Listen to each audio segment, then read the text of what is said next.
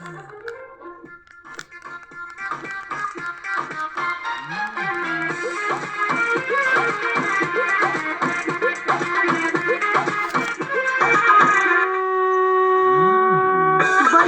तू फरमाइश करिहा, नाही त हमके डंडा मरिहा।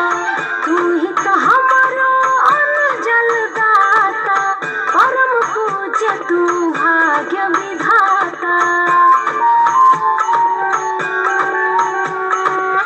घर में रही तो हाँ मलिकाना, हाथ में तोहरे कुल खजाना। काम से नाही पीछे भागब, रात में सुतब भोर में जागब।